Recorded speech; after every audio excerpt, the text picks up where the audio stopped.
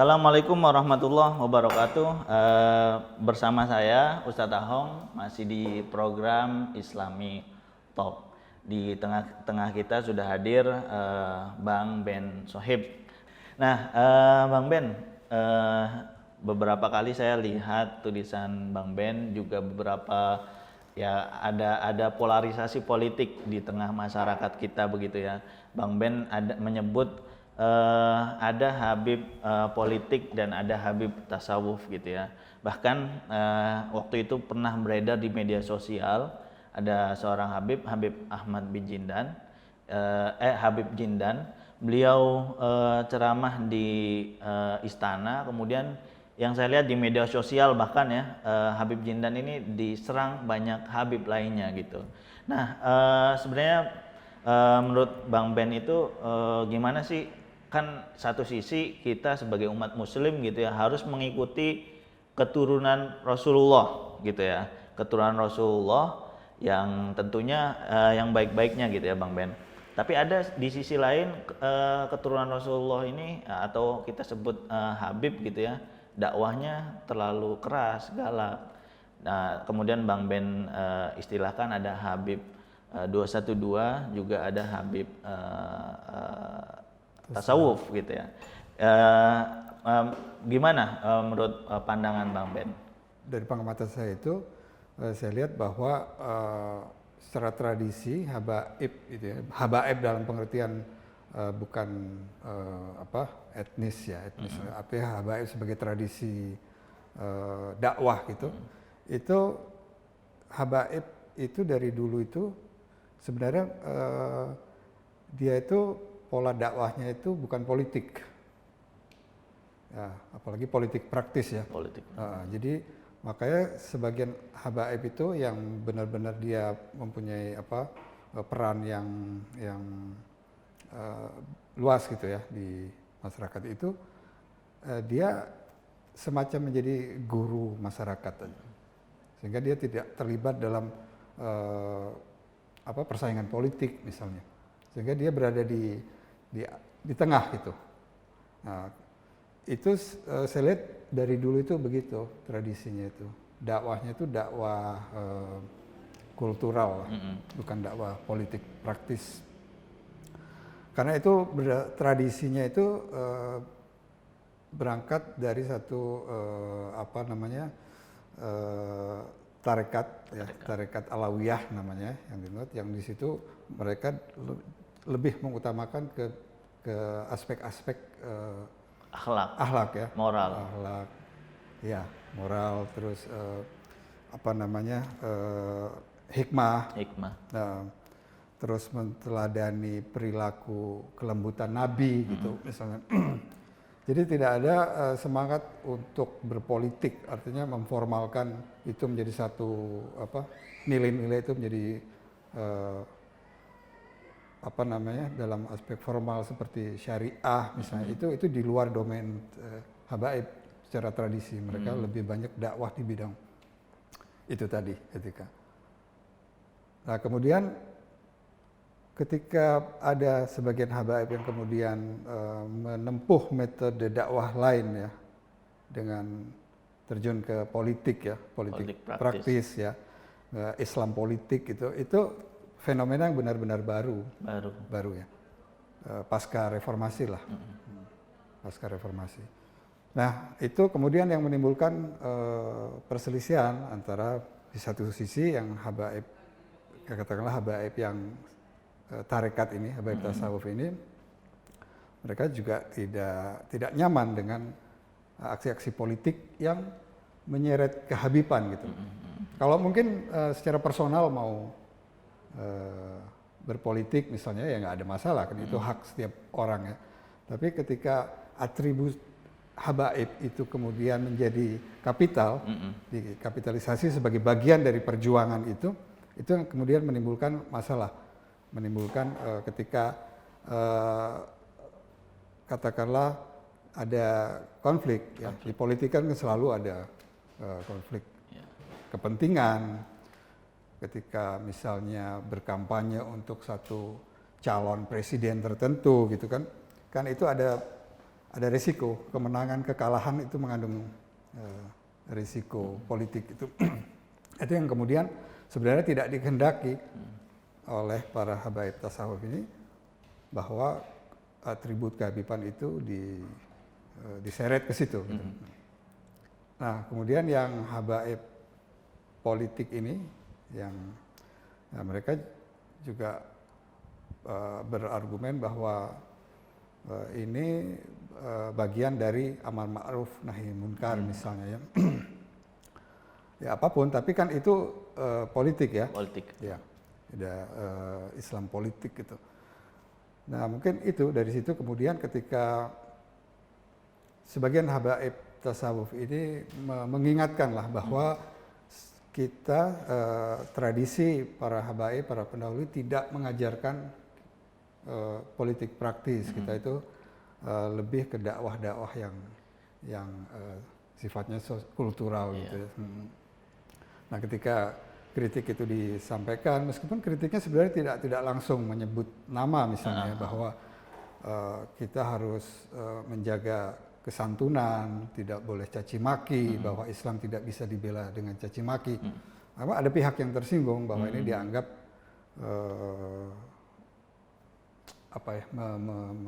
menggembosi lah gitu ya.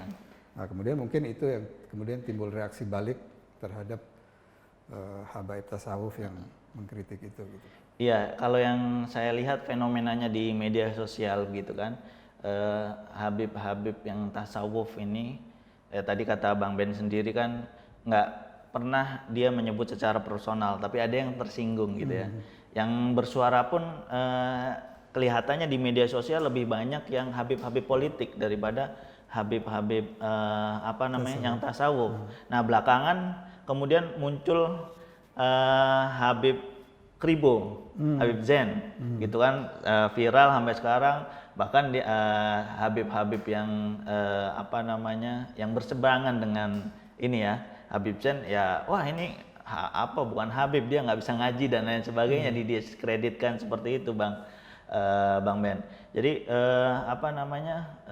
yang saya lihat fenomenanya ya, suara di media sosial itu yang lebih kencang itu habib-habib politik, sementara yang habib-habib tasawuf ini baru muncul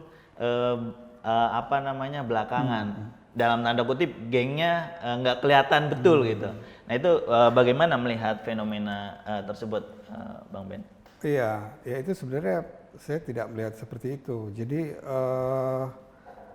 itu tidak benar ya bahwa misalnya habib-habib yang tasawuf ini atau yang katakanlah tidak seperti yang atau berbeda dengan habib politik ini tidak muncul belakangan atau tidak. Itu karena memang dalam publik ini pemberitaan itu atau exposure itu ya kan ada istilah itu bad news is good news ya. Pasti yang diliput yang bukan yang biasa-biasa saja ya. Pasti kalau yang biasa-biasa saja itu ya mungkin nggak banyak kliknya. Iya. Jadi artinya itu tadi yang merebut panggung yang politik, yang diekspos itu yang oleh media itu jelas yang politik kan, karena yang vokal gitu kan. Padahal yang Habib yang tasawuf ya dari dulu justru, dari dulu justru ya udah yang banyak yang seperti ini. Dan bahkan dakwah habaib tasawuf ini nggak terdengar di publik karena tidak diliput oleh banyak media, karena bukan sesuatu yang mungkin di luar kebiasaan. Jadi maksudnya ini sesuatu yang normal gitu. Normal. Sehingga ya media tidak menganggap itu satu berita. Tapi kalau misalkan ada komunitasnya gitu Bang Ben, ya gampangan komunitas di WA gitu atau di komunitas keluarga gitu, ada polarisasi seperti itu juga nggak antara Habib politik sama Habib tasawuf? Barangkali kayak kita kan di grup-grup RW RT gitu saling singgung gitu misalnya. Oh iya Jelas ya, Jelas. dan itu satu hal yang wajar kan. Nggak mungkin kan, saya bilang nggak mungkin satu komunitas itu tunggal gitu. Ya pasti ada pro kontra, ada perbedaan pandangan, itu satu hal yang niscaya, yang wajar gitu. Nggak mungkin nggak itu, Iya. pasti ada itu. Apa namanya, kayak Bang Ben sendiri kan belakangan menulis tentang polarisasi itu. Ya ada nggak yang kira-kira Habib yang Habib politik gitu yang merasa wah ini nggak bener nih gitu, ini amar ma'ruf nahi mungkar kok gitu, ada yang nyentil juga Bang Ben? Iya, ya karena mereka berpolitik itu kan memang dalam kerangka itu kan, kalau Kerangka menurut amar mereka ma'ruf gitu ya. iya. Jadi ya masing-masing dengan argumennya sendiri gitu. Cuman tidak, dan mungkin kita tidak membicarakan mana yang benar mana yang salah misalnya ya. Terlepas dari itu, tapi yang tidak bisa dipungkiri bahwa fenomena politik yang membawa atribut habaib ini itu baru fenomena pasca reformasi. ya, dari sekian abad sejarah habaib itu, dari Hadramut sampai ke Nusantara ini, itu ya baru sekarang ini. Fenomena habaib politik ini baru sekarang terjadi, sebelumnya nggak pernah. Itu apakah ada memang ajarannya atau memang ada trauma tersendiri, Bang Ben? Ya seperti misalnya dulu kan keluarga Nabi yang ikut politik terus akhirnya sampai putranya sahabat Ali terus wafat dibunuh di Karbala. Kemudian dikonsepkanlah ya udah kita nih dakwah aja, nggak usah ikut-ikutan politik. Apakah ada relasinya dengan itu? Bisa jadi ya, kita nggak tahu karena keluarga Alawiyin ini yang dari jalur Ahmad Al-Muhajirin itu kan memang dia berimigrasi kan, berpindah dari Irak. Karena ya juga mungkin karena situasi sosial politik ya, karena memang dari sejak sebelumnya itu kan memang dari misalnya dari penguasa ya, dari khalifah Abbasiyah maupun Muawiyah memandang keluarga ini mempunyai potensi untuk mengancam kekuasaan mereka, karena keluarga ini mudah diikuti oleh umat gitu kan, sehingga banyak intimidasi gitu. Dan itu mungkin yang menyebabkan juga hijrah ke Hadramut. Ke Hadramut. Dan kan yang kemana-mana juga kan yang hijrahnya ya, ke Maroko, ke Irak, ke Lebanon, ke Jordan, bahkan ke Asia Tengah misalnya ya. Nah, cuman yang khusus yang dari keturunan Ahmad Al-Muhajir ini kemudian di Hadramut dia lebih ke itu tadi, tasawuf. Terutama yang diinisiasi oleh yang namanya Imam Faqih Al-Muqaddam itu. Dengan dia yang secara simbolis mematahkan pedang itu. Dia seperti mendeklarkan bahwa kita dakwahnya ya dakwah tasawuf, dakwah dengan hikmah, tidak terlibat dalam konfrontasi politik misalnya. Ya.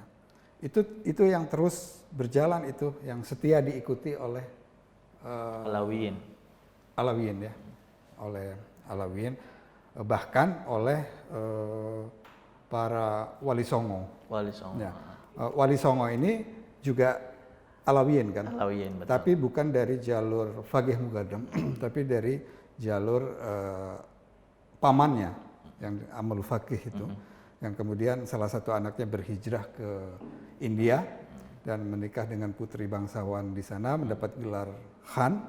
Dan kemudian keturunannya disebut Azamat Khan itu. Nah, itu Wali Songo kebanyakan dari sana, dan yang kemudian menurunkan banyak kiai-kiai NU itu kan. Nah ya, menarik Bang Ben, ngomong-ngomong soal Azmat Khan, beberapa saya juga pernah ketemu orang-orang yang masih ada jalur ini ya keturunan dengan Azmat Khan. Tapi belakangan yang ini nggak populer Bang Ben. Apa namanya yang Azmat Khan nih nggak populer. Terus ada Rabithah Alawiyah dan bahkan kalau nggak salah Azmat Khan ini nggak masuk dalam catatan Rabithah Alawiyah. Padahal ini kan paling dulu ya, Bang Ben. Iya, saya kira itu karena memang yang dicatat oleh Rabithah Alawiyah ini ya yang memang dari jalur Faqih Muqaddam. Jalur Faqih Muqaddam. Otomatis iya. dia tidak mencatat di luar itu. Misalnya ada saudaranya Faqih Muqaddam pun mungkin tidak akan ada catatannya. Jadi memang kan jalurnya satu jalur gitu. Iya. Nah yang Azmat Khan ini saya rasa juga mereka punya juga ya lembaga pencatatan sendiri ya. Nah, jadi memang tidak ketemu. Nah ketemunya di kakeknya gitu. Ya. Di Sohibul Mirbad itu misalnya gitu. Ya saya pernah ketemu tuh sama kiai yang masih ada ini Azmat Khan gitu ya. Kan. Kok nggak ada ini sih apa namanya gelar Habibnya nggak dimunculin gitu. Ya saya malu hidung saya nggak mancung gitu katanya Bang Ben. Ya padahal juga banyak juga yang dari jalur Faqih Muqaddam ini yang sudah berakulturasi. Iya, gitu misalnya di Riau itu ya, misalnya di Kesultanan Siak dan banyak lagi itu. Jadi emang sudah membaur gitu. Kayak saya juga di Cirebon gitu. Ya beliau ya secara ini wajah ya sudah seperti orang Jawa gitu. Iya, ada banyak juga gitu. Ya teman-teman, ini pertanyaan terakhir kita ke Bang Ben. Tadi kan Bang Ben menyebutin bahwa ya dari awalnya itu Alawiyin atau keturunan Nabi Muhammad ini yang berjalur Faqih Muqaddam itu tadi dakwahnya dakwah akhlak, moral atau tasawuf gitu. Tapi pasca reformasi di Indonesia ada Habib-habib yang jalan dakwahnya bergeser dan dakwahnya ikut juga ke politik. Bahkan juga belakangan gitu ya ada yang Habib-habib yang ingin syariat Islam itu diakomodasi oleh negara, dibuat undang-undang dan lain sebagainya. Nah itu penyebabnya menurut Bang Ben apa kira-kira? Saya tidak tahu persisnya, tapi mungkin saya berpikir ya bahwa itu karena pas reformasi itu kemudian kan terbuka berbagai ini ya kesempatan untuk pilihan. Ya, pilihan. Dan kemudian itu kan peta politik banyak berubah ya, banyak kesempatan untuk berpolitik, kemudian banyak kesempatan untuk mendesakkan agenda-agenda politik ya, ideologi. Nah itu kan diinisiasi oleh Rizik Syihab ya, kelahiran FPI itu dengan kelompoknya. Dan saya melihat bahwa fenomena politik ini memang dimulai dari situ. Dari situ dan saya pikir karena memang situasi kondisinya memungkinkan lahirnya gerakan seperti itu, politik, dan juga saya rasa kebetulan juga Rizik Syihab ini kan bukan dari lulusan tradisi Hadramut. Habaib ya, di sekolahnya gitu misalnya. Saudi ya beliau? Ya, dari Saudi. Dan pada saat itu juga kan secara geopolitik, Islam politik itu muncul di mana-mana. Di revolusi Iran. Terus Ikhwanul Muslimin. Dan itu mungkin yang saya pikir terus mengkristal dan mendorong lahirnya habaib politik ini. Habaib politik. Dan ketika itu terus berkembang, partisipasi politiknya itu semakin luas ya, dari gerakan yang seperti waktu itu kan cuma menertibkan tempat-tempat maksiat ya misalnya ya. Kemudian lebih jauh lagi intensitas partisipasi politiknya sampai ke masalah kampanye gubernur, sampai terus ke presiden, dan waktu itu ada momen-momentum yang bisa membentuk gerakan massa yang begitu besar gitu kan. Nah itu terus melebar dan artinya menciptakan satu gerakan kultural baru, yaitu politik Islam politik itu tadi. Saya pikir itu yang kemudian akhirnya ada fenomena habaib yang berpolitik. Dan ini juga habaib politik itu bukan hanya diikuti oleh habib-habib yang ada di Jakarta, bahkan mungkin di luar Jakarta juga jadi ikut begitu ya, Bang Ben? Iya kan, sebagai satu gerakan ya bukan hanya habaib ya, semua artinya kan orang Islam, umat Islam dari etnis apapun kan bergabung dalam gerakan ini. Islam politik gitu ya. Jadi ya dalam konteks ini memang sebenarnya tidak ada yang salah gitu. Maksud saya ya semua berhak. Artinya orang yang dari etnis Alawi ini dia sama aja sama etnis yang lain yang punya pandangan politik sama, punya pandangan keagamaan yang sama, sehingga mereka bergabung dalam gerakan ini ya, gerakan ini. Tapi bahwa itu lahirnya itu inisiasi, kalau dari yang dari kalangan Habib ini diinisiasi oleh Rizik Syihab itu yang kemudian menyebabkan terlihat bahwa habaib ini berubah jalan dakwahnya dari. Padahal sebenarnya saya pikir tidak. Artinya yang tasawuf ya tetap dengan tradisi tasawufnya. Jadi yang terlibat di politik ini sebenarnya tidak dalam perubahan tradisi tadi itu. Jadi hanya sebenarnya person Rizik Syihab yang kebetulan dia Habib dan memakai gelar Habibnya, kemudian itu bisa menarik beberapa Habib lainnya, yang kemudian itu terlihat seperti